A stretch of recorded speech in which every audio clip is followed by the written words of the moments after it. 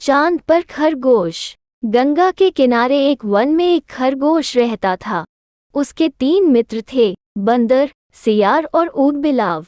चारों ही मित्र दानवीर बनना चाहते थे। एक दिन बातचीत के क्रम में उन्होंने उपोषद के दिन परम दान का निर्णय लिया, क्योंकि उस दिन के दान का संपूर्ण फल प्राप्त होता है। ऐसी बौद्धों की अवधारणा रही है। उपोषद बौद्धों के धार्मिक महोत्सव का दिन होता है। जब उपोषद का दिन आया तो सुबह सवेरे सारे ही मित्र भोजन की तलाश में अपने अपने घरों से बाहर निकले। घूमते हुए ऊदबिलाव की नज़र जब गंगा तट पर रखी 7 लोहित मछलियों पर पड़ी तो वह उन्हें अपने घर ले आया। उसी समय सियार भी कहीं से दही की एक हांडी और मांस का एक टुकड़ा चुरा अपने घर को लौट आया। उछलता कूदता बंदर भी किसी बाग से पके आम का गुच्छा तोड़ अपने घर ले आया। तीनों मित्रों ने उन्हीं वस्तुओं को दान में देने का संकल्प लिया, किंतु उनका चौथा मित्र खरगोश तो कोई साधारण प्राणी नहीं था। उसने सोचा यदि वह अपने भोजन अर्थात घास पात का दान जो करे तो दान पाने वाले को शायद ही कुछ लाभ होगा।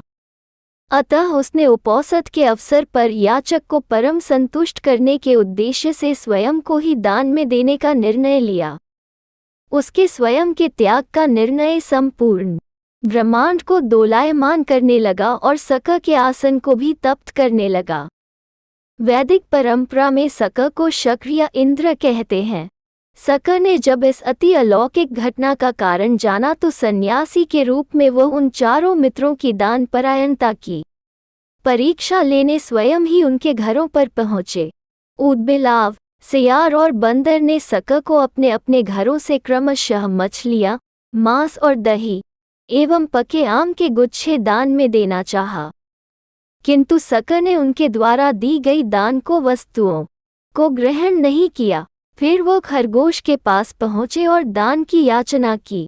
खरगोश ने दान के उपयुक्त अवसर को जान याचक को अपने संपूर्ण शरीर के मांस को अंगीठी में सेक कर देने का प्रस्ताव रखा।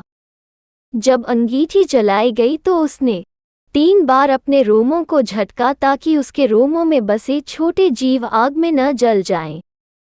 फिर वह बड़ी शालीनता के साथ जलती आग में कूद पड़ा।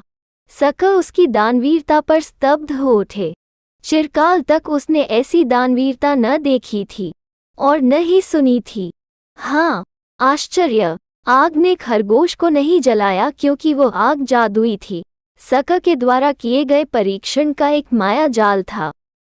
सम्मोहित सक ने तब खरगोश का प्रशस्ति गान किया और चांद के ही एक पर्वत को अपने हाथों से मसल चांद पर खरगोश का निशान बना दिया और कहा, जब तक इस चांद पर खरगोश का निशान रहेगा तब तक हे खरगोश, जगत तुम्हारी दानवीरता को याद रखेगा।